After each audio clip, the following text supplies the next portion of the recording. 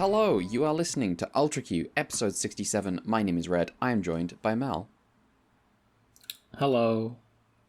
Also joined... Oh, did you have something? Sorry. I was going to say, don't have a bit this week, etc., etc. Last week.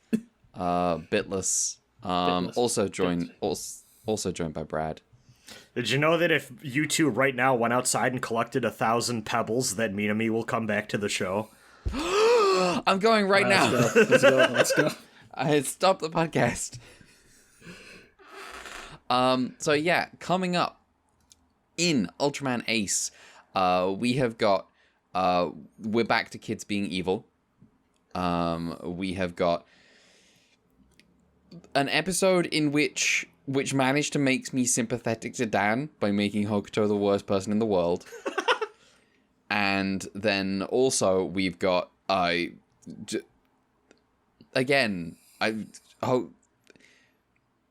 need to kill Hokuto urgently.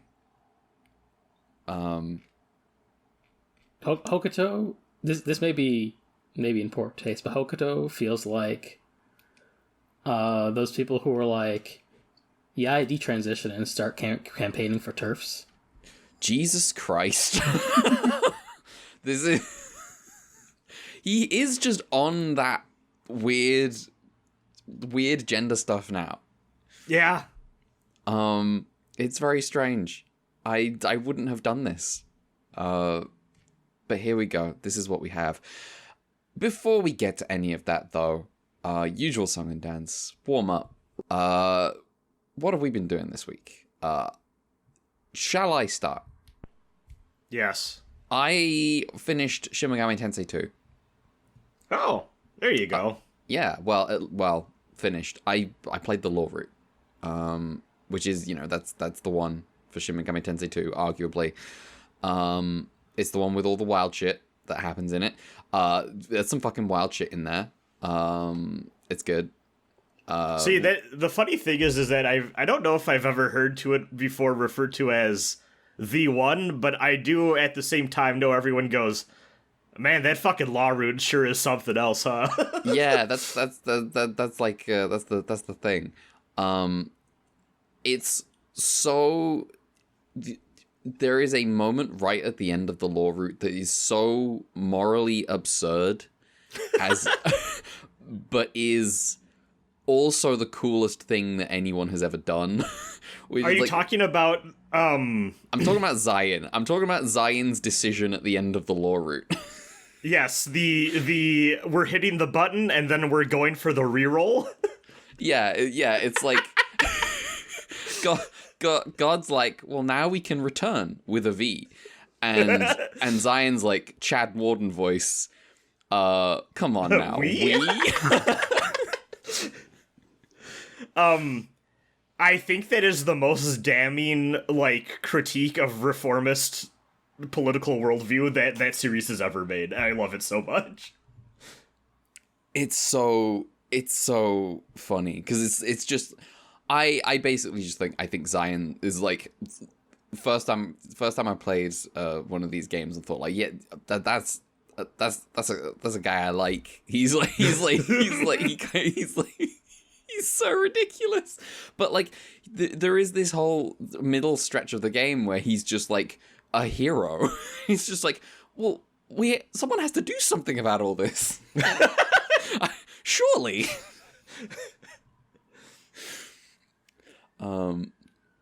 It's but yeah, very cool game, fully leaning in on Cyberpunk Judgment Day stuff. I was just very big fan. There's like a middle stretch of that game that's kind of where you're in like the Undercity and you're just kind of wandering around, not really knowing what you're doing. The rest of the game is kind of good about pointing you in the direction you're supposed to go, what you're supposed to do.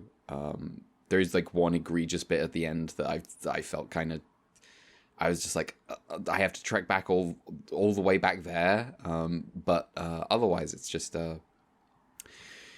like a very solid, very good, just a good video game. And there's like way more here to like the setting than because I know you don't like to know this, but I did watch your Let's Play of Shin Megami Tensei 1, and that game has less going. Like that game seems good, but like it's very we've got the law hero and we've got the chaos hero, and we're pitting them against each other, and like it just seems kind of like very obvious and clear what the story of that game is, whereas Shin Megami Tensei 2 is like, I played the law route. I spent most of the game in rebellion against the church, and I just think there's just more to the setting here. I think the Arcadia reveal is pretty fun. I just like the game. I think Hiroko, the woman that you're teamed up with, has the worst week in history. And I liked Shin Megami Tensei 2. Big fan. Probably not as much as Nocturne, but those two they're very different games, very different video games. The direction that they take Nocturne in is Shin Megami Tensei 2 is like pure dungeon crawl stuff, and Nocturne is much more like focused in on kind of like aesthetics and vibe. Yeah, 2 is I think I'm a 1 enjoyer a lot, in part because I appreciate the scope of what it covers. Mm-hmm. Like the way it starts in normal world Tokyo, and then 2 apocalypses happen over the course of that game, I appreciate a lot. But 2 is much more honed in on, okay, what happens after that, and they have a setting and like a better idea of what that setting is, and it's more fun to explore that way. But something about like, I feel like there's like an elemental nature to 1 of like it. I'd say this is maybe true for both. I don't know, actually, but 1 does definitely feel like an Old Testament tale in a way that maybe 2 feels more like a New Testament tale. This is true. And I kind of like the vibes of 1 a little bit more, but 2 has a lot of cool stuff in it. When I got into, there's like a place in the Abyss in 2 where you rock up and encounter some guys from 1 that I remembered, and I was like, from I was like, no, I didn't know I was gonna remember anyone from Shin Megami Tensei 1. But you meet like the gangsters that you're fighting against before everything goes to shit in Tokyo. And they've got this really funny thing where like the one of them that survived and became a bad guy in the main game died when he was much older than the rest of his friends. So now all his ghost friends from when they were young don't want to hang out with him because he's just an old guy now.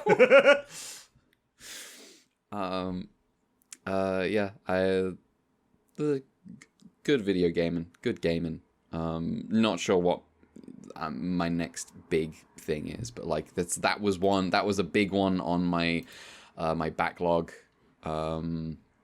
Not backlogged the website, I mean the backlog bingo thing. So getting that crossed off is making major headway. I'm still getting ats with like people marking shit off on that and like doing it, and I'm just like, I didn't think people would stick to this the way I thought that they would. That's been cool. I meant to do it, but I've been having a hard time actually. See, I'm playing things on my backlog that I just didn't put on the fucking bingo because I'm stupid. I have a few things on my list I've been picking away at. It's just like, the actual making progress part. Mm-hmm. Yeah. Do you think you're gonna play If anytime soonish? Ooh, not soonish, but it's probably on the list. It wasn't. I'll tell you what. It wasn't until I started playing 2 and realized that it was mostly just a playable video game. So it's not actually like incredibly difficult to navigate and work. I was like, once I got to grips with what that, because that menu doesn't look like many other menus in video games, to the point where like Mel was talking about a Toho game that's like, they say it's been like inspired by like Shin Megami Tensei maybe, and you sent one screenshot and I said, it's not maybe, that's Shin Megami Tensei. I'm looking at that menu. Yeah. The one thing I didn't realize was a Shin Megami Tensei staple is that I think is kind of cool is just like you have like the pre-battle music when you get to encounter. I think that's a cool thing. Yeah. Oh yeah. Because you need to decide if it's going to even be a battle or not. Yeah. Yeah. The Toho game also has that, which is fun. That is the only difference I could tell from that screenshot was the scope of how many things you could have in your party. It was just, it's 4 in the Toho game, it's 6 in Shin Megami Tensei 1 and 2. And I don't know about if, but if is also 6. If is also 6, cool. So it's just another one of those. Persona 0. It was made, I want to say, like, they made the engine that they had for dungeon crawling in 2, and I believe that, like, halfway through making 2, they were like, we want to make a school one too. And, like, they started on if, and they feel remarkably similar because of that. I think the next first-person dungeon crawler video game I play might be PlayStation 1 Wizardry. Ooh, yes, let's go. Like, by PlayStation 1 Wizardry, do you mean OG Wizardry? I mean the original trilogy ported to PlayStation 1. Let's fucking go. Because I looked at like the SNES version, but that's because it looks really nice, but the game is like very, it's a lot easier. The only quote unquote problem with like the PlayStation 1 game is there's a bunch of animations for stuff which in the original game was just supposed to trick you. But otherwise I'm just like, I don't care about it. I'm gonna play that version, I think. I don't think the Super Nintendo version made anything easier. This is what I The PS1 version does have just an auto map button, which used to cost MP earlier. Oh, okay. But the Super Nintendo version actually came after the PS1 version and made it so that there's no like dedicated auto map button. You have to cast a spell for it again. Ooh, okay. Well, now I have decisions to make because that does sound good. If you want the old head, what console version do I play, like, hardcore opinion, most people, I think, go for that Super Famicom fan translation because of that specifically. I personally kind of prefer the PS1 version, mostly because of the vibes, because I like that aesthetic a lot. But a lot of people do swear by that Super Famicom version. I'm gonna be real. I really like what that Super Famicom version looks like. Just the way, all the text, I'm just like, oh, this is cozy. Oh yeah, just play that one then. Okay. Good to know. I've been picking away at playthroughs of both of those too, in yet another attempt to rewrite that Wizardry video I've been working on for fucking ever now. And I keep restarting. Stuck in a hell loop. I still want to play Etrian Odyssey. Yeah. Same. I do own those games now, so. I think I put it on my DSi. So. One last note before we're off our Dungeon Crawler Power Hour is, If is probably my least favorite of the 3, and I think part of that just has to, well, okay, there's a few a lot of the dungeons in that game have, like, quote-unquote gimmicks. And, like, one of them, there's one that's notorious for being kind of annoying. Like, if you look up a guide, it's not that bad. But, like, it just is kind of a waste of time sort of thing. And I don't actually think that would bother me that much anymore. I think it's just more so, like, the school setting, I think, doesn't really appeal to me as much as what 1 and 2 are going for. But that being said, I do know that game was also heavily inspired by, like, horror manga and stuff at the time. And that includes the fact that there's a pseudo Devilman-inspired New Game Plus bonus route you can do that's, like, pure dungeon crawl. Okay. that I want to check out because I've had people directly tell me that's the part of the game you specifically would like a lot, and I just never played it.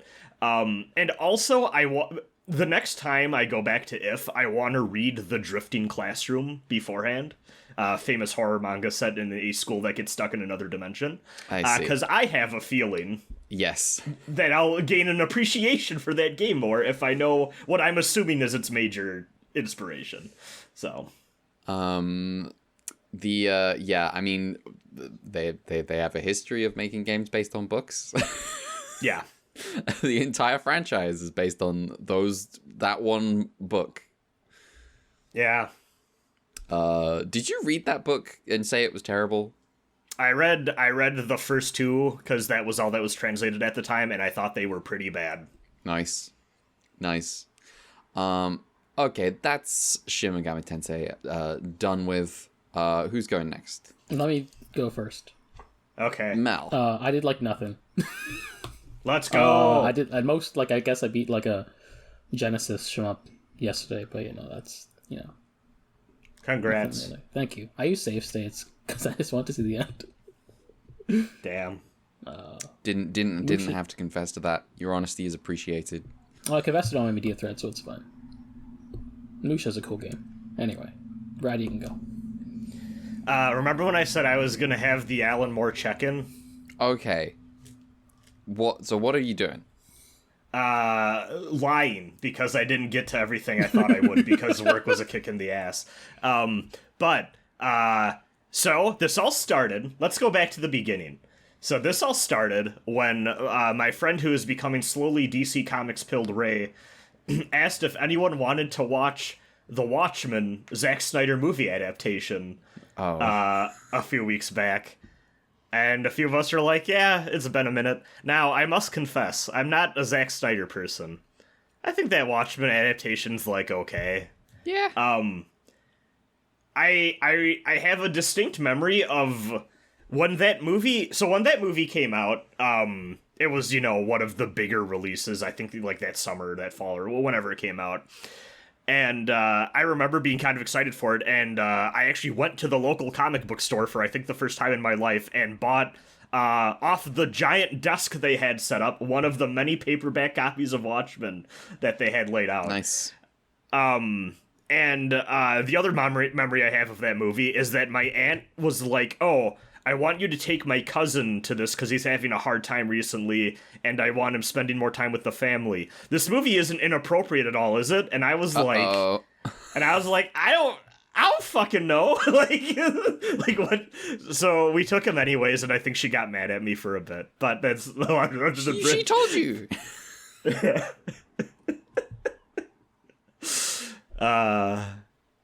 But yeah. The one thing, because I have once again taken that paperback out, and I was like, you know what, it's been a minute since I've read Watchmen either. So maybe I'll actually go through and see how I feel about Watchmen these days. I have not, I don't think I've read that since maybe 2010. Dr. Manhattan's the one that turns into a car, right? Yes. He, as a much older, more wizened person, oh my god, he sucks so much. He's the worst. And that's not and I'm not talking about the thing that's the obvious oh yeah, he experiences all of time all at once and living as a deific figure detaches you from real life people. No, he just as soon as his wife starts to age, she starts to bang a 16-year-old. He's the worst person in the world. But yeah, the one major, so I'm halfway through reading it right now, and the one major adaptational thing that I would go fisticuffs with Snyder over, and I'm not breaking new ground here. I feel like this is the one thing everyone brings up about that adaptation. He really wants to make Rorschach just more of a straight up cool guy detective man. And the first major adaptational difference I noticed is that in that first issue, every time Rorschach walks into a scene with other people, they all say, "Oh my god, you smell like shit, dude." I was gonna say the number one most important thing to know about Rorschach is that he stinks. Yup. None of that in the movie. They also break out. They keep all of the edgy, cool guy monologues about how like disgusting and evil and wicked the city is, and how he's standing up for justice. But then they also cut out the parts where he's complaining about how the city's economics are in shambles because of people on welfare. And a bunch of other shit that is just like incredibly revealing about his character and how he views people. The secret is the people who like Rorschach also believe those things. Yes. Or you say something, Red? Oh, I was gonna say the I remember he's like he really likes a newspaper that's like the extreme like fascist newspaper. Yeah. Stuff like that. There's an incredible fake like Ben Garrison cartoon in Watchmen. I don't know how I'd find it. I would Ben Garrison Watchmen. There it is, the new Frontiersman comic from this evil newspaper, the New Frontiersman. Oh yes, I remember this. This is just so on the, you know, it's hitting the nail on the head. Yeah. But yeah, Watchmen. I remember really liking Watchmen, but it's been a while. It's still a good time. I keep like revisiting it post like giant MCU boom and like superheroes becoming the cultural phenomenon that they have. I mean, even that movie adaptation, I feel like was finally, because it was floating around for a while since the 90s, but I feel like the reason that really ever got made and finished was because that boom was taking off with like stuff like The Dark Knight and all that, right? But revisiting it after all of the Avengers shit and all that, I feel like I approach everything superhero, fair or not, with some sort of like cynicism or like skeptical, like, am I really gonna enjoy this sort of thing? But Watchmen, I'm still appreciating. Like it holds up. Hot take, I know, but it's pretty solid, and I think it deserves its reputation as, you know, a medium changing event in that space. So I attempted to, well, okay, a few things here. I need to finish Watchmen yet, but I also thought, you know, this would be a good time to maybe check out those allegedly terrible Watchmen sequel comics that they made. The what? Yes, there are Watchmen sequels and prequels that they made in the 2010s because they needed money. And they sound terrible, and from what I gather, nobody really likes them. And I'll probably check out that HBO show they made too, which I feel like I've heard very hit or miss things about from different people, so I'm curious how I feel about it. Trent Reznor did a Bowie cover for that, and that's the only thing from that I know about. And you know what? It's an alright cover. But we'll check in on that at a later date. But the other thing that I wanted to do, Alan Moore related, that I figured now would be the time. So Alan Moore did a run on Swamp Thing, famous DC creature. Fortunately, the other day, Amazon just had like a 50% off, like, hey, just take this giant, like, paperback, like, box set collection of Alan Moore's entire Swamp Thing run. And I went, oh, sure, yeah, fuck it. So I ordered that, and I started reading it. And, like, issue 1, I'm already like, no, hold on. I've run into this issue before, because I've also attempted to read this in the past through illegal scans. They're referencing people I don't fucking know. Because there's a whole run before this. Oh, rip. So, rip. I have downloaded, and I actually already owned this. I must, because you know what? I possibly already owned this because of the last time I attempted to read Swamp Thing. But it's the entire, like, classics run of Swamp Thing that the original creators and then some other people did when the original people left. And all of Alan Moore's stuff is a continuation of what happens in that run. And I remembered why the last time I didn't get to Alan Moore stuff was because that original run is very boring. I don't know, that might be a little too unfair, but it's not hitting the way I'd want it to. Swamp Thing started as a character in an anthology horror series that became the most popular issue of the month, even outselling like Batman and stuff. So obviously they're like, hey, you should take this character concept and just make it into a like horror themed superhero named Swamp Thing. So they did that. And it's the story of a man, Alec Holland, and his wife, Linda Holland, who get recruited by the government to make a mysterious plant grow really good potion in the swamps of America. Unfortunately, the Mafia wants this formula for some reason, I guess. They're not called the Mafia, though. They're called the Conclave. But they're like It's Mafia good D&D Thieves Guild. Well done. So they set up a bomb in the lab and then kill both him and his wife.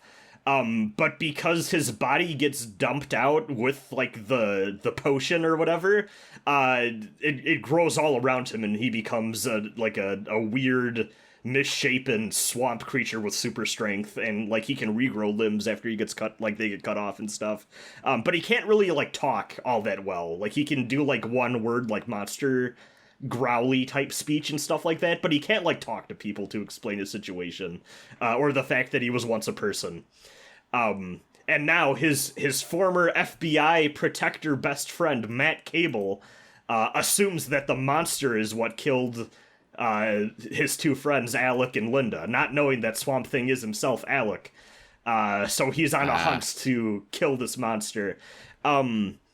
What's funny about this is that issue 2, Swamp Thing gets kidnapped from the American swamp and brought to Europe, where he goes on wacky adventures in Europe. What? And it's... Yes! What? He fights a wizard in, like, issue 3. I'm now having the mental image of Swamp Thing in Scotland with a pit helmet. He crash lands in the Scottish moors and fights a werewolf. And they're all going for, like, it's one of the, okay, here's the problem with it, is that I don't think it's that engaging or fun, and I'm not really having the greatest time with it, but on paper, I can kind of respect what they're going for, so I don't want to be too mean to it, if that makes sense. Like, every issue has the setup where there's, like, the human beings involved get into a situation, and Swamp Thing wants to protect them. And the enemy is always some form of monstrous creature or weird, like, outcast, like, magician. And Swamp Thing sympathizes with them because obviously, like, they're both outcast by society and people don't understand them and won't give them a fair chance to integrate, sort of thing, and judge them for how they look so monstrous and all that sort of thing or whatever. So they actually do, like, a pretty good job of giving, like, humanity and grace to a lot of the antagonists. But it also, at the same token, feels a little formulaic and also so ridiculous issue to issue what the premise is in a way that I just think is more distracting than if they just kind of stuck it close to home with the whole, like, oh, we're in, like, you know, generic Louisiana, like, swamp country. Like, when they finally get back to America, there's a whole issue where there's a witch trial, where they burn a witch at the stake. This is 1970s America in Maine. And it just gets a little too over the top for me, where I'm just like, I kind of wish actually maybe this was just a bit more grounded, and I think that the more human angle of this character would land for me. That being said, from what I gather, most people don't seem to really care or ever talk about these issues. A lot of people just recommend skipping to Alan Moore's stuff, but I don't know. I have a hard time doing that with a lot of things in general. But also, too, like, the first few pages of Moore's run are immediately referencing characters, and I'm like, I want to know who these people are and have that background before I actually get into seeing what Moore does with them. Yeah, so, like read with those guys in SMT2 from SMT1. Yeah, exactly. I need to watch the Swamp Thing read play. Let's read. on YouTube. That's just that's just piracy at that point, but you know. Oh, you know.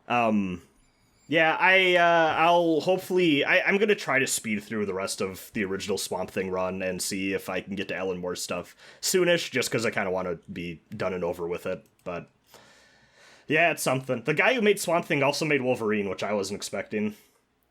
Okay.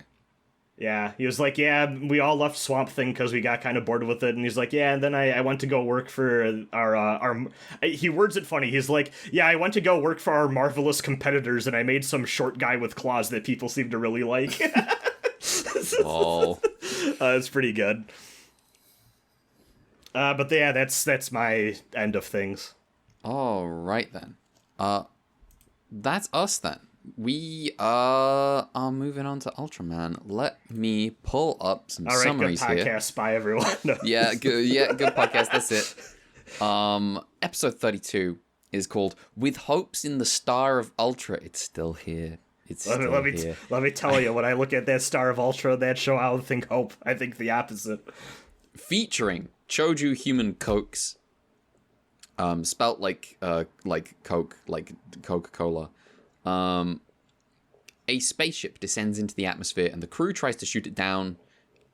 It drains Hokuto's strength and shows him a bunch of illusions with like a ringing bell sound, sending him into a spin, and the rest of the crew destroy the spaceship in his place. Back at base, Yamanaka's like, Hokuto, you tarnished our perfect victory. What was all that flight training for? And Hokuto wants to prove there's nothing wrong with him and agrees to test his flying skills tomorrow. The crew celebrate their victory with cake and a new song. New outro music, thank you. Isn't this just the same song, but with, like, guitar moded? It might be. This is just the tech theme. Oh, okay. Sorry, this is okay. I'm still gonna cut it out and use it. Dan saves a kid named Akira from getting run over. Akira has a severe fever, and Hokuto comes by Dan's place to help look after the boy. Akira hits Hokuto with a psychic attack, draining his energy, and Hokuto returns to his apartment to sleep off the effects. Dan's like, were you just running off? All right, asshole. As a result, Hokuto arrives way too late for his training with Yamanaka. He like vastly oversleeps because he's exhausted. He oversleeps, and it does the thing where he's like, oh, I gotta take care of this before I go, which makes him more late. Dan notices he has a letter from Ace, and it says to be careful about Akira and report anything strange to Hokuto. Dan's like, okay, sure. Hey, Akira, want to go watch TAC flight training? From a safe distance, they watch Hokuto fly really badly due to exhaustion, and then when he tries to pull off a particularly dangerous maneuver, Akira hits him with a psychic attack. Dan stops him in time, and Akira reveals himself to be Human Choju Cokes. Nobody believes Dan about this except Hokuto, and nobody on the crew believes Hokuto about this weird ringing bell and draining effect thing either. He's grounded until further notice. Sorry to interrupt the summary. There's like a fun like tone shift here with Yamanaka where he was like berating Hokuto, but now it's clear that there's a problem. He's like, we can't put him in the air. It's unsafe.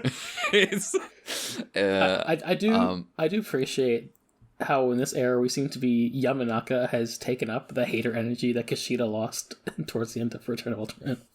Yes, thank you, Yamanaka. Standing up for us. You were going to say something? I was just going to say, even though I also enjoy Kushida being like Go's hater and then they became bros somehow. They became bros in ways that only haters can. Yeah, that's what happens when your alien wife dies on you. Yeah. Hokuto does some like blindfold rotation training on his own out in the woods to prepare him to withstand going into a spin like when they face the spaceship. Let me tell you, when I first saw that scene, I like completely read it wrong, and I thought someone had tied him up that way because he was like blindfolded too. And I was like, "What the fuck did that kid do?" And then I realized, like, "Oh no, he's doing this to train himself." Yeah. Dan prays to the Star of Ultra, asking it to tell Ace about Cokes' fingertip weapons.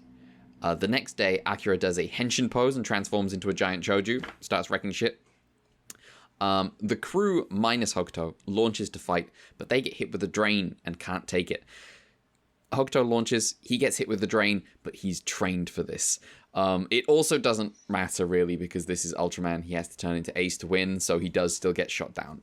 He turns into Ace, fights Cokes, and gets hit with the drain, turning the whole screen red. The Star of Ultra appears and forwards Dan's prayer to Ace, telling him that the attack comes from Cokes' fingertips.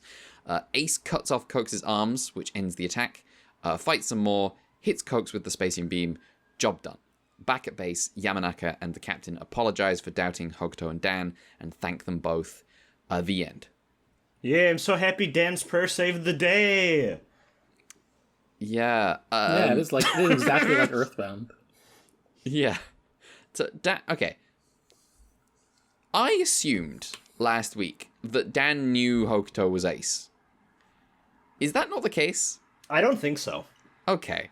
I've always been under the impression he doesn't know. You know what could be? One writer thinks it in their head and the other one doesn't.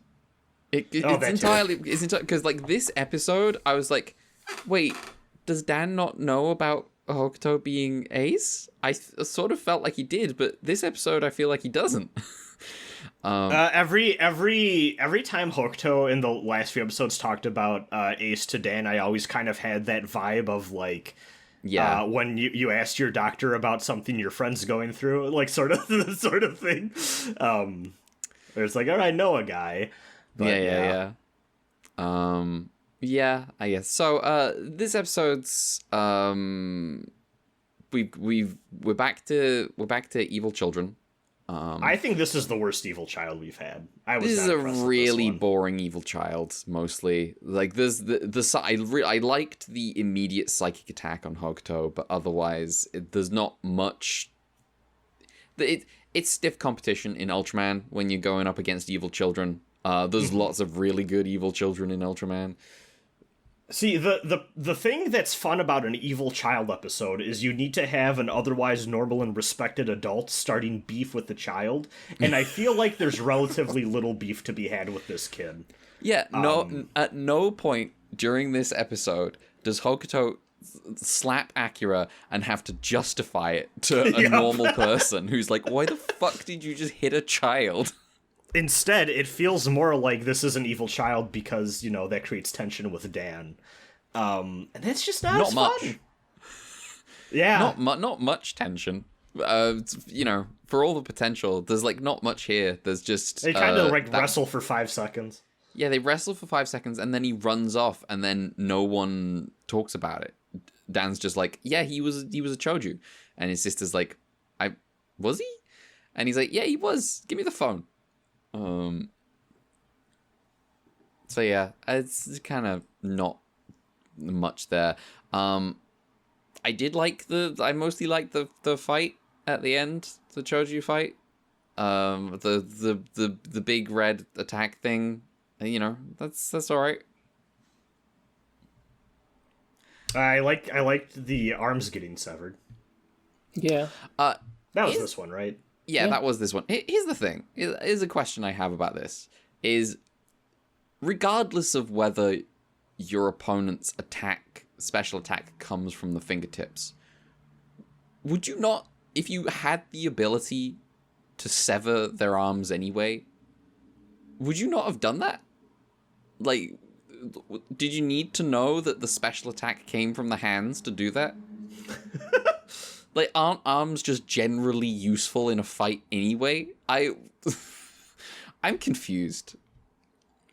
But, you know, it's, you know, don't ask too many questions. What else is there to talk about in this episode? Is there legitimately nothing? I feel like this is maybe the most normal of the episodes this week, but, like, not in... I don't mean that positively. Yeah.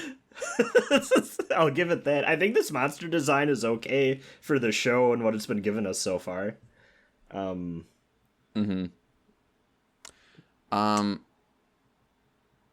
Okay, who made it? Directed by Masanori Kake and then written by Shigemitsu Taguchi. Okay. Mal, who did the other stuff? The special effects director was Kazuo Sagawa, and then Akihiko Gucci made the Cokes. Thank you. Yeah, I feel like I don't have anything to do with this episode. See, Yeah, I would have made it. it's- I would have made this a two-parter with Pepsi's as the follow-up. Oh, monster. hell yeah. I think we could- no, I think this you'll- is- I think you'll find that Peppers is the one that's trending now. We could have I mean, had that's what I'm drinking right now. Let me tell you. we could have had the blue versus red episode from Ultraman that's not very good, but we could have had Coke versus Pepsi. Oh my! I forgot that was even a thing that existed. Yeah. I made a red versus blue joke. It's, Man, I miss original Ultraman. What? I mean, sure, but like, there's better stuff to miss. Of all the things. No, that was just so I could get my dunk in. Yeah, fair play. All right. Backhanded compliments. Yeah. In which case, we can move on to episode 33 because there is more to talk about in these next two. There's more. Oh, this next one is a lot. I think I like this next one. I think but I like it too. I'm not sure it's. Yeah. I don't think I'm on the same page as the people who made it necessarily. I think I mean, are we ever? Oh, this is true. Episode 33, Shoot That Airship, featuring Airship Choju Bad Baron, which is a good name for a Choju. Dan witnesses... So I watched this one on YouTube, and I don't know if this is the same subs as on the Blu-ray, but it just called it Bad Balloon. Oh. Bad Baron is the correct one. Okay. It could, it could be close to a pun. That's, Yeah. I could believe that. Dan witnesses a boy in an Ace mask, claiming to be the actual Ultraman Ace. He beats up a bully and returns what was stolen to the bullied. Dan runs up and is like, "I'm the sixth Ultra Brother." And this kid should tell him to shut up. But instead he says, "Yeah, I know that. I'm your buddy Daisuke." They run off and have escapades and stuff. But what's important is they chase down a hot air balloon with Daisuke playing around saying, "It's Choju." The balloon lands, and a bunch of kids gather to ride on it, and the two shifty guys in the balloon are like, "Oh, if you insist, form a queue." And Daisuke skips the queue, knocking over another kid in the process, and Dan's like, "The real Ultraman would never skip a queue." Yeah, the balloon takes off with Daisuke on it, and mid-flight, the opening of the balloon flares like it's alive, and in a flash, all the children become docile.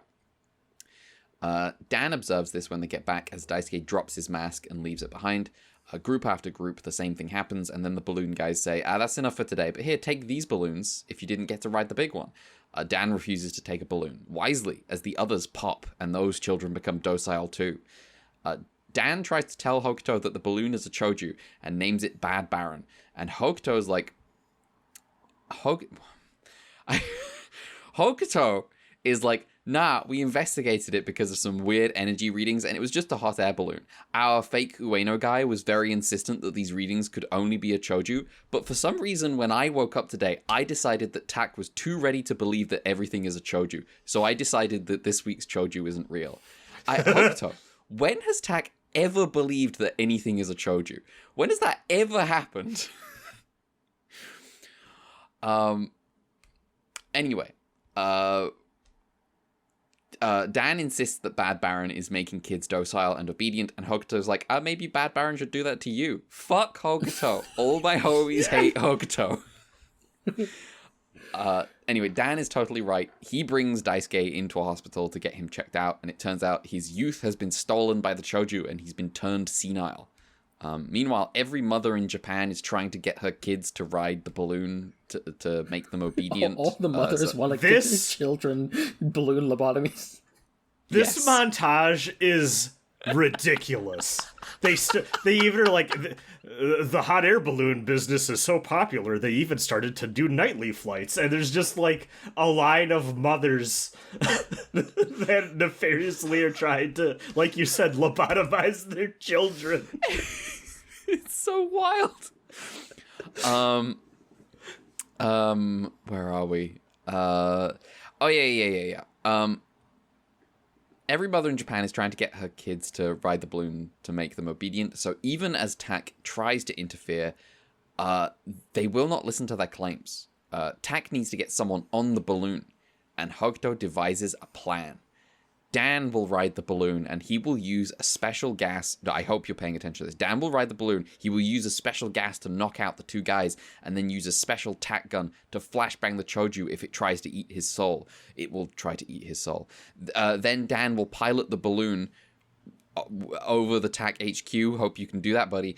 Where a big net will be set up, and then Hokuto will shoot out the ropes on the basket and drop it away from the balloon. Dan's like, this seems really dangerous. And Hokuto says, you keep saying you're the sixth Ultra Brother. If you don't do this, the other Ultra Brothers will be ashamed of you. Yamanaka, kill this man. I completely forgot this happened. Forcefully conscripted. Ultraman will be ashamed of you. So Dan's like, well, if they're going to be ashamed of me, I guess I better do it. Dan does everything right, and then Hokuto can't cut the ropes, and all the kids get sucked up into the Choju.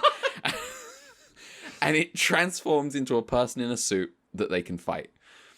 Hokuto transforms from a parachute, fights Bad Baron, wins, splits it in two, and balloons float out, filled with the souls of children, and all the kids that were with Dan float down, holding these balloons. Hey, this is like when your pool died. Yeah. Later, Daisuke plays around wearing his ace mask, and Captain Ryu jokes about Dan being the sixth Ultra Brother. The end. Fifth, get Hokuto out of here. Whew. The timeline where Dan becomes the fifth Ultra Brother and like welcomes Taro. It's like, I remember when I was young. Yeah. This is so I think this episode's great. I had a great time with it. It's so stupid. I felt about this episode. I thought it was fun. The bit with there's like a tone to the whole leaning hard into the mother thing was just like, okay, like I was rolling my eyes a little bit of like they just want us to be quiet and not have fun. I'm just like this is just where we are now. This show is so boy focused now. Like the subject matter of it's a boy's free will is being curtailed because his mother wants him to stop being wild. Is like we're all in. It's not great, and I'm not a fan. But it's full like kid show territory now. Like that, I think we're just in it now with that dance here. Yeah, I like this episode because it's just like leaning in to this in such a ridiculous way that I'm having fun. Like it's stupid. When Hokuto shames a child into endangering his own life, I'm like, I'm less a fan of it in the next episode. But here it's like, this is so stupid. This is amazing. Yeah. Hokuto's the worst man in history. Yeah. I think this Choju design's actually one of my favorite in the show so far. I like it a lot. It's pretty fun. Yeah. Yeah, I felt so. A funny story for the class. Because I'm at my parents' place, I don't have my usual DVD player. I use a different Blu-ray setup that's totally legal and legit. That number of the episodes wrong. So nice. So what happened was I watched, because they were numbered that way, I watched episode 32, 34, and then 35, and then was informed that I got the wrong episode 33, so I had to go watch this. But this episode was fun. And teaser for next week, episode 35 and this episode together kind of make me feel a bit better about the next few weeks. Okay. Just as like, oh, this we'll still have fun, watchable stuff. It won't all be the detritus we had last week for, for 7 weeks. And also, I'm kind of thinking just in my head is like, if this is kind of like just what Taro is going to be, but like they plan that from the start, it'll probably be a more fun time than necessarily what we're getting for now. Like, yeah. Because obviously we still have like, it just feels weird watching this show when we know what the show was before, but like, if the next show is just going to be like this from the jump, and that's just what the plan's going to be, and everyone's on the same page with that, then I think it's going to be.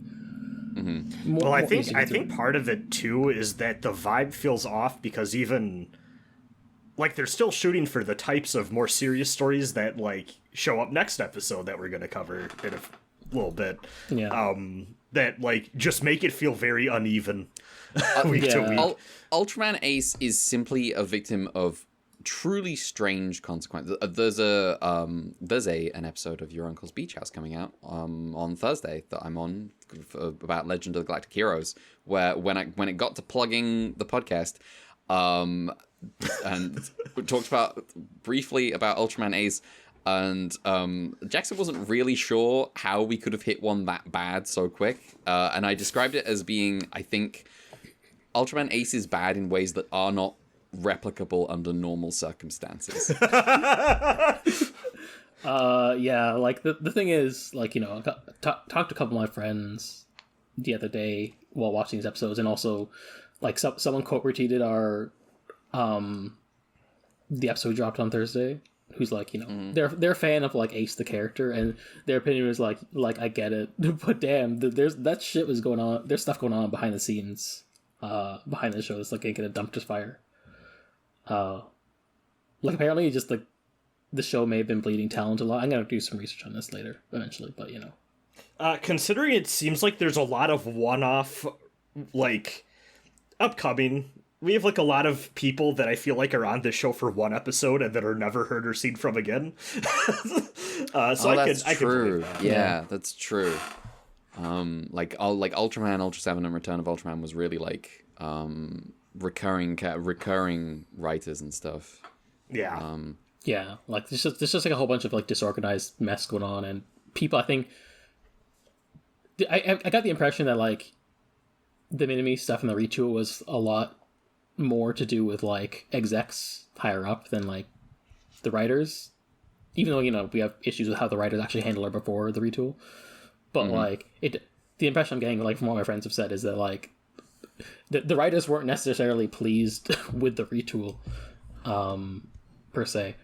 At the very least, like one of my friends said, like Ishido, the writer for this episode, spoilers for Brad's segment, doesn't seem to be pleased with that stuff. So, okay. Speaking of Brad's segment, okay, let me try the sentence again. Speaking of Brad's segment, who made this episode? Once again, directed by Masanori Kake, same director as last episode, and then, as Mel said, written by Toshiro Ishido. Mel. Yeah. What's the other stuff? Akiko Higuchi is designer Bad Baron, and Kazuo Sagawa again, all its best director. Nice. I like I mean, obviously they're doing the Yapul thing again, but I like the balloons. The balloons are just cool. All the kids coming down on the balloons at the end. That's pretty fun. It's like when Soichi just steals his own stuff. Yeah. I did like the whole like, oh no, the monster sucked up the kids, we can't just like shoot at it. It's kind of fun. See, on the one hand, he can't shoot at it. On the other hand, he did just split it open. Like, one of those kids could have been in the way. Like you did, like that guillotine was not, you know. I don't know, man. You know what? I will say this: the fatality where like the suit split in half and all the balloons float out is pretty good. Yeah, I'm a fan. Somehow, despite being the kids being retooled into the kids show, this show still has fucking Mortal Kombat fatalities. Yeah. I don't know if we'll ever get one as bad as the jaw rip, though. That was like, what the fuck were they? They were on one when they did that. To Marucci, what do you do? You think about this for a second. What is the ideology here? There's ideology for a lot. Those are nice. I'm in a weird place where like I don't think I'm as hot on this episode as you two are, but also I feel like I'm still I think I need to get into the headspace of just accepting this is the sort of like this is our new good for like what the show is now. Yeah. I would not necessarily describe myself as hot on this episode as much as just I had a good time. I didn't resent Dan's presence. Like I'd probably feel more confident saying this is a good episode if this was what the show was to begin with, and not the first half of the show was something else that I liked more. Yeah, this is the episode where I'm like, okay, I managed to like Dan, just through the power of Hokuto being an asshole. See, what they need to do is make him not mention the fact the Star of Ultra's there and do something ridiculous. Yeah, like if he's just doing Jiro stuff, then it's like more okay. Oh, can you see the Star of Ultra? I'm the 6th Ultra brother. Shut up. Yeah, Jiro doesn't see the 6th Star of Ultra. He sees Hideki in the sky. He sees all his family and friends leaving. All of them. Yeah. Every single one. Loneliest kid in the world. He has Rumiko. The girl who he's unrelated to and just... has known for like 6 weeks. Now has to live with... Actually, one thing that I'm thinking about, I think the dance stuff would also be easier for me to accept if it wasn't every episode since me to be like it's every episode so far. He's the new second main character. He's now, you say every episode, but no, there is just that one where he does only show up at the end. That is right. Well, I mean, also next episode.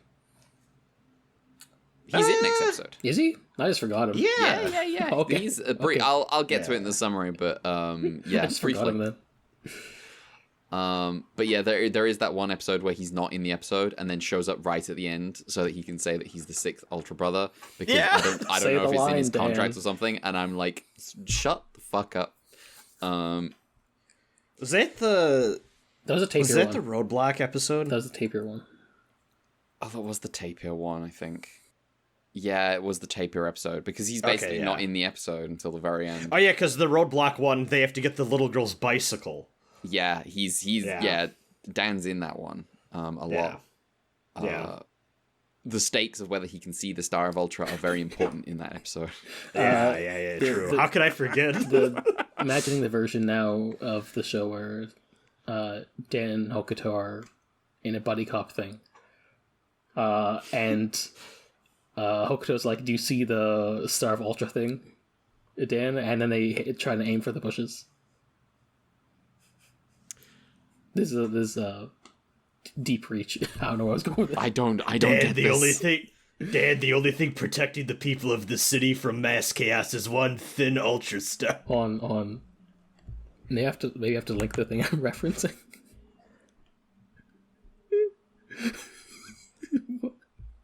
This is for no one. I'm sorry. Oh, audience. this is the jumping off the building. Yes. Well, that's what they do, and they see the Star of Ultra. Sorry, I completely forgot. I never seen that movie. Neither have I. All I know about it is that one scene. It's really good. I don't think I know what you're referencing at all. This is an incredible scene from a movie I don't even know the name of. It's called The Other Guys. Hold on. I'll link it in the chat, and Brad can watch it. Okay. Oh, okay, yes. Okay, I have seen this. There we go. I looked at this thumbnail and immediately knew what the scene was. Yes.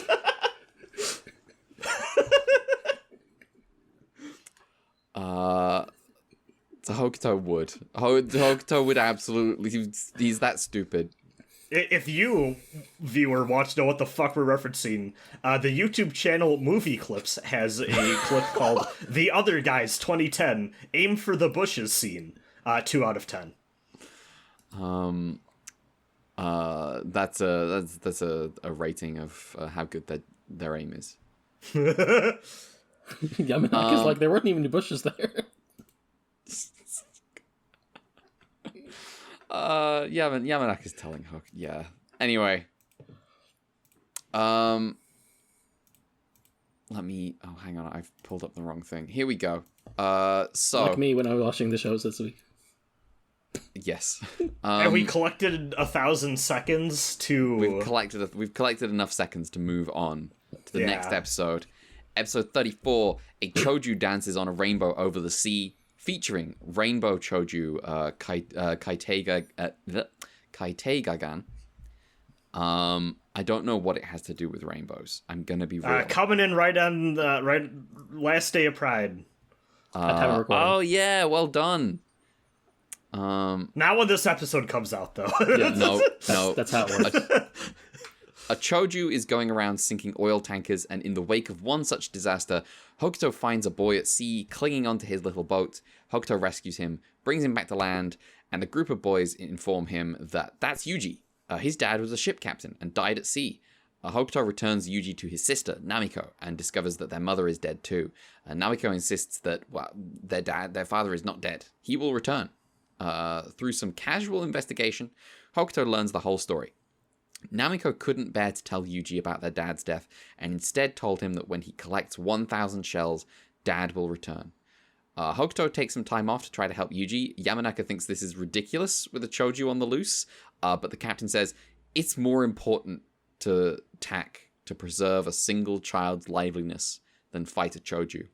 Okay, so we have to rethink this acronym. What does TAC stand for if it doesn't stand for Terrible Monster Attack Crew?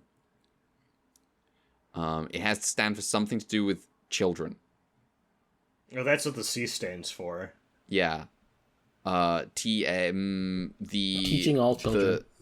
Teaching all children. There we go. This might be the captain's first ever L.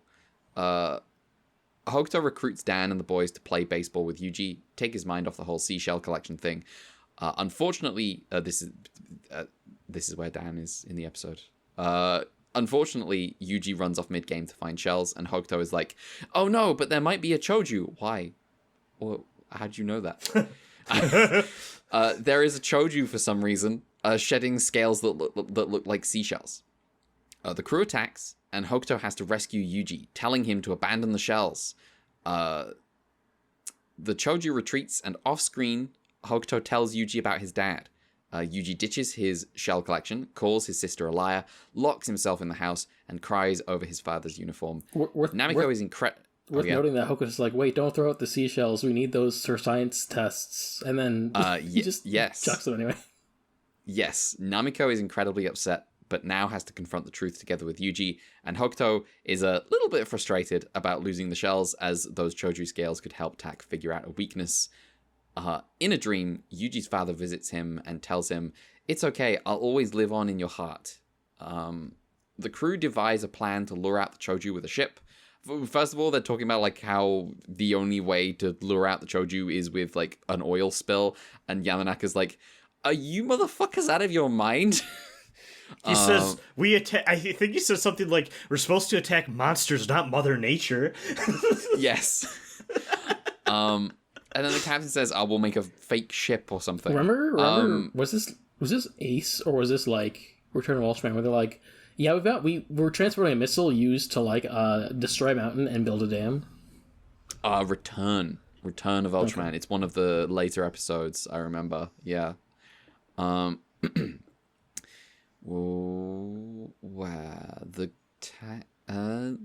yes, here we are.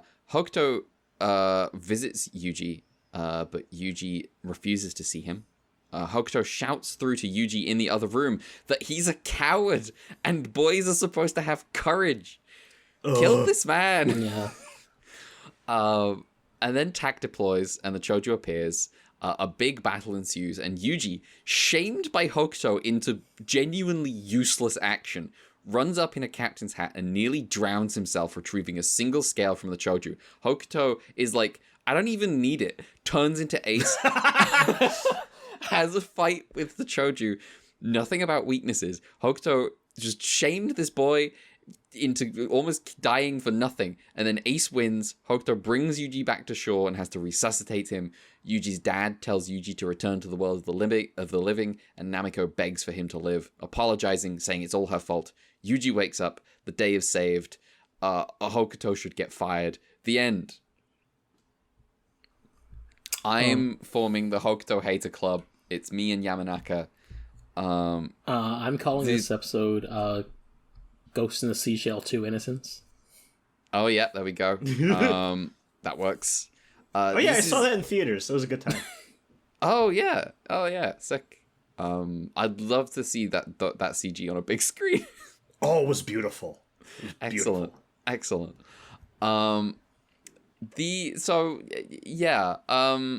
do we feel about this kid's story? I had so many different points of like, what the fuck are you doing with this one? One, I think that they missed an angle here, and like they kind of lean on this a little bit, but like I do genuinely feel bad for the sister of being in the position where like, I mean, obviously you should not lie with the seashell thing, but like that is a hard position to be put in, and I kind of wish that they explored her feelings on this, where she's like, I can't bring myself to have to be honest and just say that our parents aren't around anymore to my younger brother, who I'm now thrust into having to take care of, despite basically being like, it seems like she's not that much older, like she's basically a kid herself. And then also the other angle of this where I understand that things are just gonna do this, so like I try not to, I try to just like accept it for what it is thematically, but I think that you get maybe a little bit of a stronger character arc for this kid if you don't have the scene where his dad's weird dream ghost talks to him. Right. I think it's a little too clean if they want to do a more serious story about accepting death like this and the grieving process. I think it's a little bit stronger if he comes to a lot of that on his own and realizes, hey, my sister was just trying to protect me. And I don't know necessarily how you work in the whole thing with him charging towards the monster without it feeling incredibly forced, but I think there is room for improvement. I think this narrative would be better if he talked to his dad through a horseshoe crab. Yep.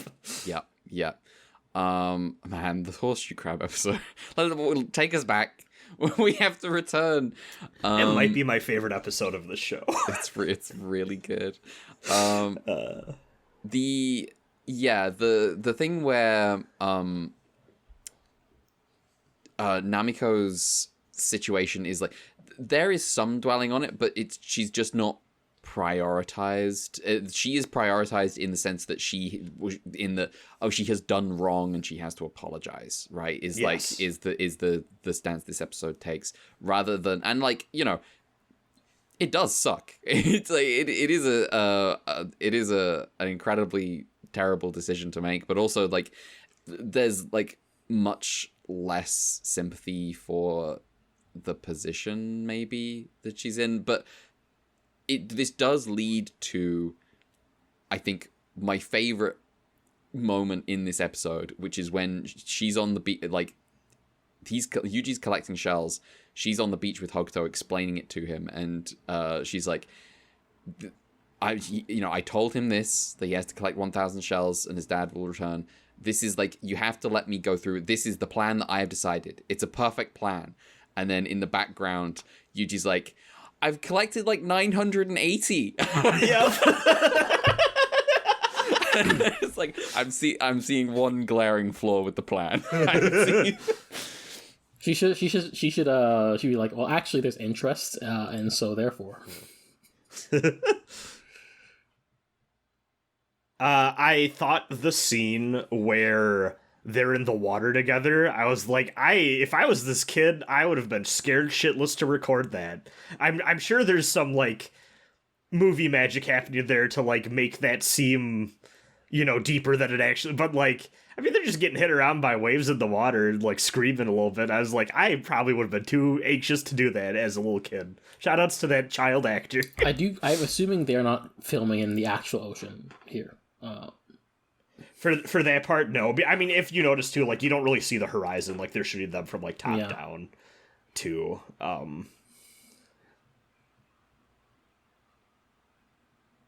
Yeah, that patriarchy speech was something, huh? Yeah. Is Red there? Red, are you alive? Hello? Oh no. I'm here. Everything's fine.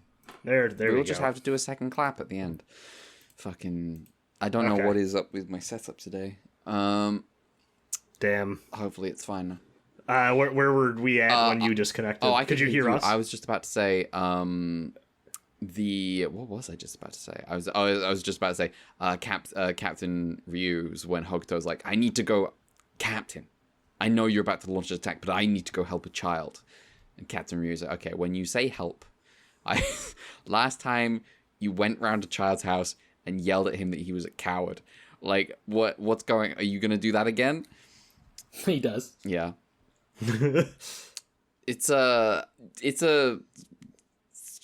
I just don't. This is a terrible direction that this show has taken. It's, there's only so many times that we can necessarily say it, or it might not be. It might just be we're saying this every week until the end of the show. It's entirely possible. But it's just such a bizarre thing to do to a show that was pitched as transcending gender. Oh well. R.I.P. First, you must transcend something before you reaffirm it. Yeah. But yeah, that shit kind of sucks. It's bad. There is one note of like, I kind of like this I have on this episode, and it's a very minor thing, but I thought it was kind of neat that when Hokuto first goes to their house, and then those children come by, and the sister goes, "Shoo, go away." The very next scene, Hokuto is just eating apples with those kids. Like, hey, what the hell's up with those two? And I thought that was like a nice treatment, because like when we have these episodes centered on like one or two main kids, and then like there's the extraneous children that are out and about, like they almost never are given any form of like humanity or like interest by the story. And I just thought it was kind of nice for our main character to be like, I kind of want to hear about the situation from them. It just felt a little more natural than and grounding than I feel like a lot of the times we treat the extra kids in these shows. Yeah. There's also on the Hokuto end, in the first like half of this episode, he's like fine. He's like a nice guy who's just like he's like doing his little investigation. I think they're reaching for like a certain vibe on him that they're very inconsistent on. But yes, I do like these kids. I think they're good, and they're there at the end as well and everything. I think the problem is that they want him to be heroic and have everyone's best interest in heart, but when the time comes for him to ever have to give some sort of speech, it's never like a believe in yourself, or like there's no version of that they seem to be comfortable writing that isn't just like leaning in on like, the machismo, like ideal, like what would a man do in this situation sort of thing. Like that seems to be as far as their imagination can stretch for what do you tell a little boy to be brave or to make a good decision and do the right thing when faced with a difficult situation. Seems to be a big part of that problem. I am now thinking about what's the difference between this and the balloon episode version of this that means that I like the balloon episode version. I think the balloon episode version it's to say like my plan is to put a child on the balloon, gas a guy, shoot a choju, pilot the balloon over the base. They give the child a gun. And then get dropped from the sky into a net. Dan, you're the one doing this job. I think that's like ridiculous enough that it loops back around to I'm laughing. I'm having a good time. Yeah. Yeah, this one's more like a thing you'd find in real life that's harmful than like absolutely ridiculous situation. Does Jiro know the direction to attack HQ? Does he know how to fly a hot air balloon? He might be getting too old. You called him Jiro. Oh no. Yeah, you said Jiro, and I was just like, ugh. I meant Dan. Dan. Yeah, Dan. Not to be accused with Dan. Here's the thing. What they should have done was they should have got Jiro in for that, because Jiro's got it handled. Dan also had it handled, but Jiro would have it on lock. All right, who made episode 30? What is it for? I just put the book down. Hold on. Pick I that opened book to the up. right page. Nice. Director is Hiroshi Shimura, and then written by Shukei Nagasaka. I believe one of these two is someone that we haven't... I believe it's Shimura, actually. We've never seen direct anything before. I think he has directed just this episode of Ace, and I think he did 1 or 2 episodes of other non-Ultra... like Subaraya production stuff, but he was remarkably difficult to find info on, and is one of those cases where I think I found like is it Anime News Network or whatever has like that big like glossary encyclopedic thing of people, but I couldn't tell if like maybe it's just a different guy with the same name or not. Which also is another issue I'm starting to run into sometimes, where it's like, I can't tell how much overlap some of these people are, or if it's just, this is just 2 people, happen to have the same name and also be working in television, which is going to happen over 50 years. So. Mm-hmm. But yeah, I couldn't find any, like, bio info on this guy, so. I did a quick little summary check, and I think there is the potential that there is maybe only one new guy in this entire show that I will actually have like info to give on, which is unfortunate.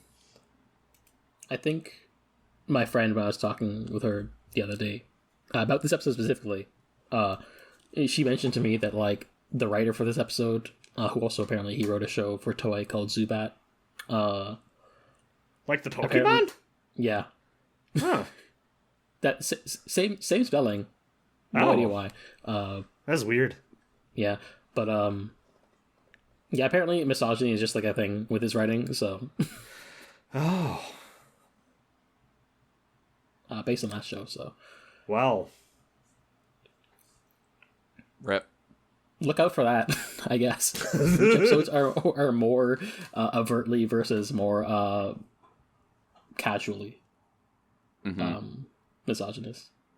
This was written, it was written by Shukei Nagasaka, who also did the episode, actually the first episode where we meet Dan. Well, it's not a great was record. that his first episode for the show?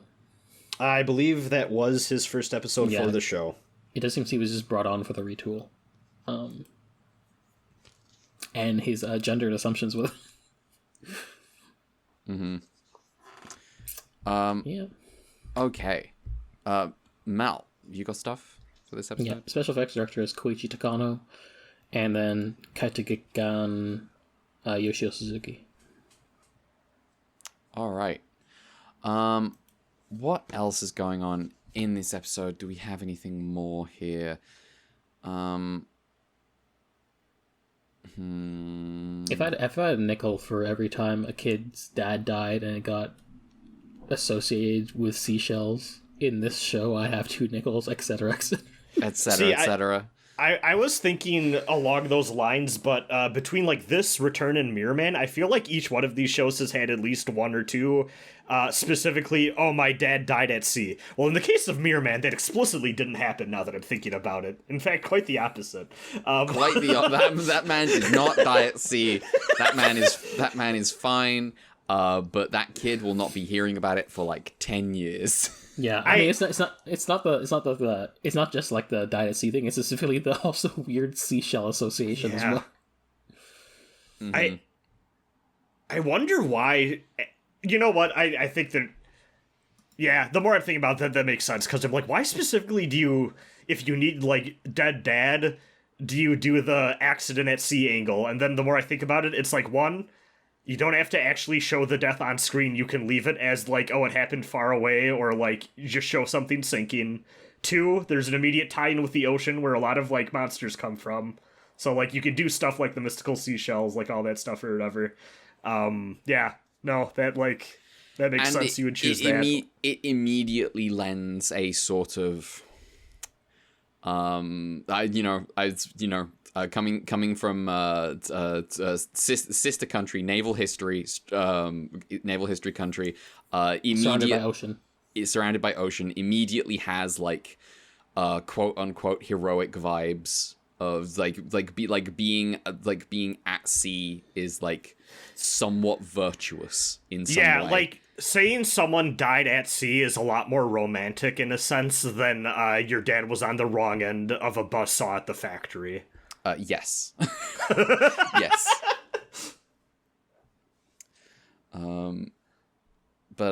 Yeah, if that's all we have about these episodes, then we can move on to color timers.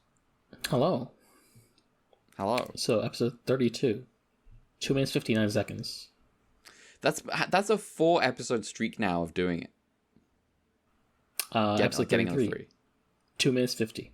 5 episodes. Episode 34, 2 minutes 19. 6 episodes. This is where all the focus went. Yeah. This is where all the effort went, was to keep that under 3 minutes. Well, that's kind of the episode. Do we have any emails this week? No emails, but I'm going to do the thing that I promised I said I'd do, and go back into the YouTube comments I said I'd read as emails. Okay, shoot. Okay, so going back as far as I'll let myself, which is... Oh, Jesus. episode 65. Okay. Okay. I can relax. Yeah, I was very worried. I was like, listen, I'm not going to do it for any episode before where I said I'd start doing it. Because otherwise that'd be silly. So yeah. This is for, obviously, episode 25 to 28. So, the Minami Leaves episode. TF2 Gods says, for episode 26 to 27, there's a bit of a thematic point between the Captain and Father of Ultra. The two captains willing to go well and beyond to save their subordinates, but basically both on suicide missions. Father of Ultra apparently used most of his energy to get there as quickly as he did. I also like that they kept the continuity of the captains applied to know their secret identities for episode 2. I guess that is the thing that happened. Just wait. Oh, yeah, kinda. Yes. He's like, yeah. Hokuto, I could have sworn I saw you specifically say it. Yes, I do remember that now. Yes. Not Minami though. Didn't Yeah. Minami unimportant as earlier as episode 2. Episode 28 is literally the Poochie episode, but with a giant rabbit fight. I will say I did enjoy this episode, but it's just so clunky. My favorite part of the episode is when she appears in front of the crew, says she has to go on like Seiji. They have no context what the hell is going on, but they just accept. Just like... Yeah, just like, okay, sure. You work at TAC long enough, I feel like you just start to accept things fast when weird shit gets in front of you. You say that, but... Well, it has to be directly in your face. If you hear about it from a respected authority figure, then you can be like, nah, that sounds like bullshit. Can I just quickly say, I wasn't 100% on this YouTube comment idea until you said, coming from TF2 Gods... I'm like, okay, let's go.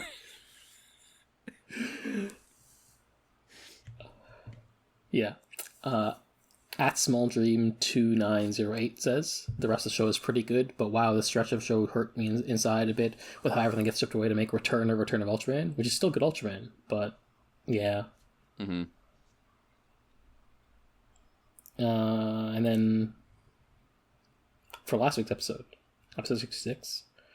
Small Dream 2908 says, Return of Ultraman. That's it. That's the comment. Yeah. It is incredible how much Return of Ultraman returned. Immediately. Yeah. The bastards. Then Tiff2 Gods back again says, I'm actually kind of surprised how down you were on these 3 episodes. I didn't like them, but damn. Episode 29, this Dan kid is a completely unnecessary character. Having me call the 6 Ultra Brothers frankly a baffling decision, and I can't be confused with on how many underground people exist on Earth in the Ultraman universe. Don't worry That's about true. it. There's a lot of underground. Just don't worry about it. There's a lot of room down there. Yeah. A lot of room down there. Presumably, they don't know about each other all the time. Maybe they know about some of each other, but not all of them. Maybe they all think that they're the original civilization on Earth. They all think, I am the original civilization on Earth, and when the human society collapses, it'll be my civilization that rises. Yeah.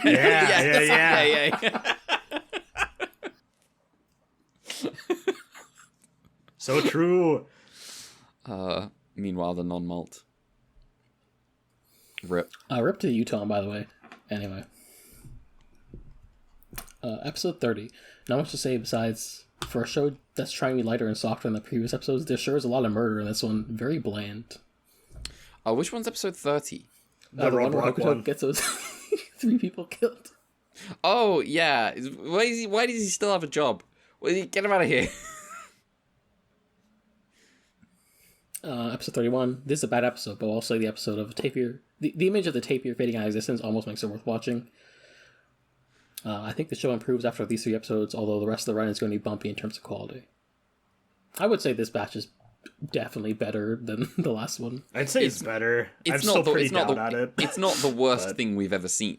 Yeah. which is maybe the lowest bar that you can clear.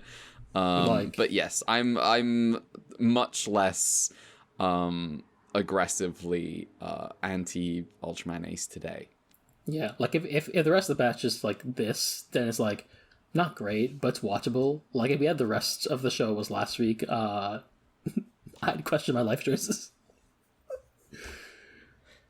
I'm just like hoping for, and I don't know if we'll get it, but like I want, and like not. I'm assuming like the final like episodes or episode where if they decide to do a 2-part or whatever, like they'll go all out for that. But like I'm hoping we get like at least one for the rest of the show episode that really like swings for like better Return of Ultraman / like Ultra 7 territory. And I might just need to accept I'm not going to get that from this show. But you know, that's just like one of those things where I'm like, I probably will be happier if I just accept that this show is just like going for something completely different from what I kind of do like from these shows now.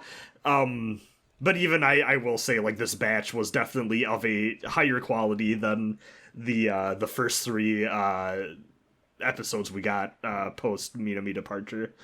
So yeah, like the impression I'm getting from people who even like are more positive on Ace is just like, you know, the finale. They seem to like the finale, and there's like a couple of good episodes ahead at least. Though obviously, no one really cares for the retool part of the show. The only thing is, like, you know, as long as it's not like as long as we're not dying every week, then it's fine. yeah, we only got. Like, Here's the thing. I think I like it when the show's worse than this or better than this. For the sake of having something to discuss. I last week was a really good podcast.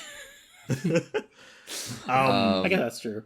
Yeah. I guess I'm just like, I don't want to like I'd like to enjoy what I'm watching. This is fair. I have it in me to hate watch.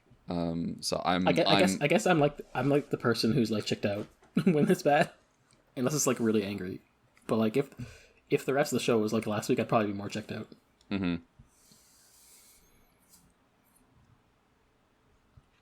All right. Do we have any more?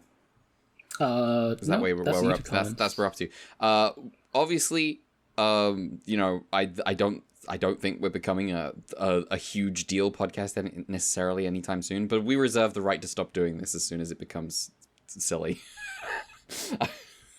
If that happens, if it becomes like there's, you know, that's just too much, then but yes, for now, those are basically emails. I feel like we'd have to get like a bunch of bad shows in a row for that to happen, but lol. No. I just mean I also just mean in terms of like quantity. Oh, YouTube comments. Okay. I just anyway. Yeah. I'm just doing that now, obviously, because like they're basically emails, and there's like, you know, one or two of them a week maybe. So it's fun. But do email. Okay, is that an episode? Do we have anything more? We should probably just mention that Arc starts next week. Apparently, we just fucked up. Arc starts next week. Is it on Sundays again or Saturdays again? Yeah, same time. Like it's Saturday morning for Japan, so okay. We get it. Whatever time zone conversion. In which case, I believe we will be doing an episode on that first episode, and then from there, we will be doing it in batches. We will have, you know, we're not going to go into it now necessarily, because it will just be, like, really indecisive, because we haven't actually settled on it, but we will talk about how many, you know, how often we will be doing those in that first episode. I didn't make a spreadsheet, though. Wait, you didn't make a spreadsheet, or you did? No, I did. Oh, you did. So we will get into that next week. For now, we are indeed starting Arc before we technically finish Blazer. That's the way the cookie has crumbled. Subaraya, what do you? You know what? They did this to us with the Blazer movie, so we could actually feel like June when his dad isn't home. Oh, that's so true. That's so it'll true. hit harder when we do finally get to see him. And it's, you know why they've done this? It's so that when they make more Blazer in the future, they have a wide range of actors that they can pull in that can relate to and play Jun, because they'll eventually run out of Japanese children. Oh yeah, they're all docile now after that hot air balloon shit. Well, there's that too. All right. We are gonna be hang on. What order do I do this in? I do plugs. We do plugs. Yeah. If you want to follow the show on Twitter, you can do so at @ultra_Q. That is at @ultra_QUEUE. Mel. You can follow me at Dear Crowns on Twitter, Blue Sky. We have an email, ultrapod@gmail.com. Send in emails there. We have a coffee, UltraQ Fund. Brad. Yeah, you can find me everywhere at BeInvoked. That's BE_INVOKED. That's mostly on Twitter and on YouTube. I might start using Blue Sky more. I kind of poked around my head in there. Like, is anyone using this still? What's going on? So I don't know. I might poke around there again, but we'll see if I stick with it this time. Yeah, that's it. I will go down with Twitter. I know this about me. Join us next week for 3 more episodes of Ultraman Ace, and also 1 episode of Ultraman Arc. We will see you there. Bye-bye. Goodbye. Later. まきばの緑が左右に分かれ光るマシンが現れる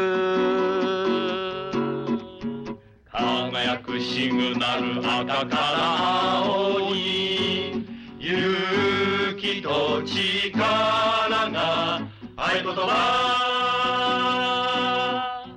タッグの仲間と銀河を越えてスペースマシンが火に光る行け行けタッグ仲間と共に